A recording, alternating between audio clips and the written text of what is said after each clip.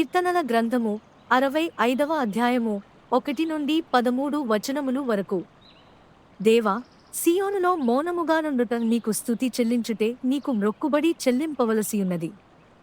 ప్రార్థన ఆలకించువాడా, సర్వశరీరులు నీ యొద్దకు వచ్చెదరు.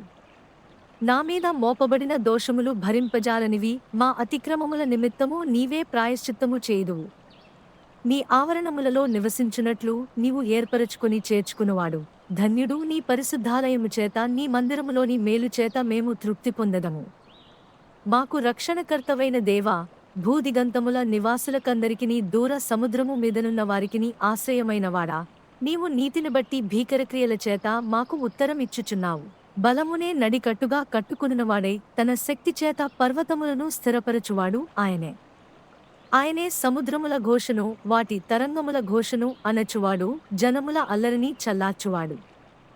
నీ సూచక క్రియలను చూచి దిగంత నివాసులను భయపడుదురు. ఉదయ సాయంత్రముల ఉత్పత్తులను నీవు సంతోష భరితములుగా చేయుచున్నావు. నీవు భూమిని దర్శించి దాని తడుపుచున్నావు, దానికి మహదైశ్వర్యము కలుగజేయుచున్నావు.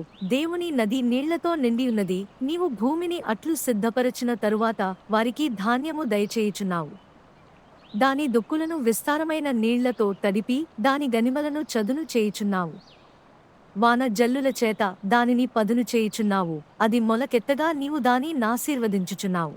సంవత్సరమును నీ దయాకిరీటము ధరింపజేసియున్నావు. నీ జాడలు సారము వెదజల్లుచున్నవి. అడవి బీడులు సారము చిలకరించుచున్నవి. కొండలు ఆనందమును నడికట్టుగా ధరించుకుని యున్నవి. పచ్చికపట్లు మందలను వస్త్రము వలె ధరించియున్నవి. లోయలు సస్యములతో కప్పబడియున్నవి. అన్నియు సంతోషధ్వని చేయుచున్నవి, అన్నియు గానము చేయుచున్నవి. కీర్తనల గ్రంథము 65వ అధ్యాయము 1-13 వచనములు వరకు. దేవునితో సమాధానపడుడి అని క్రీస్తు తరపున మేము మిమ్మల్ని వేడుకుంటున్నాము. దేవుడు లోకమును ఎంతో ప్రేమించెను కాగా ఆయన తన అద్వితీయ కుమారునిగా ఆయనయందు విశ్వాసముంచు ప్రతివాడును నశింపక నిత్య జీవము పొందునట్లు ఆయనను అనుగ్రహించెను. మెస్సియ శ్రమపడి 3వ దినమున మృతులలో నుండి లేచును. ఆయన నామమందు పాప క్షమాపణ నిమిత్తము అన్ని జనములలో పశ్చాత్తాపము ప్రకటింపబడును.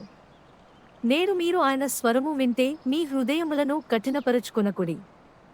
ఇప్పుడు దేవుని కృప సమయము, ఇప్పుడే రక్షణ దినము.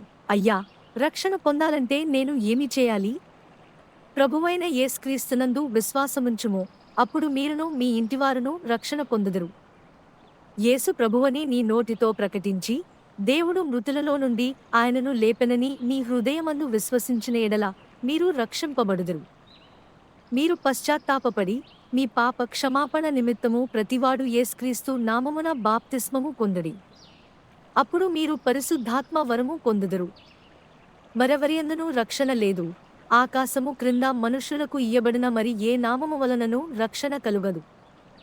దేవుడు ఒక్కడే, మరియు దేవునికిని మనుష్యులకును మధ్యవర్తి ఒక్కడే, ఆయనే క్రీస్తుయేసు అను మనుష్యుడు. ప్రభువైన యేసుక్రీస్తు కృప, దేవుని ప్రేమ, పరిశుద్ధాత్మ సహవాసం మీ అందరికీ తోడుగా ఉండుగాక. మన రక్షకుడైన ఏకైక జ్ఞానవంతుడైన దేవునికి ఇప్పుడు మరియు ఎప్పటికీ మహిమ, ఘనత, ఆధిపత్యం మరియు శక్తి కలుగుగాక. ధన్యవాదాలు మరియు ఆమెన్. అగాపావో ప్రతిధ్వనులు. సరిహద్దులను దాటిన సాక్ష్యాలు.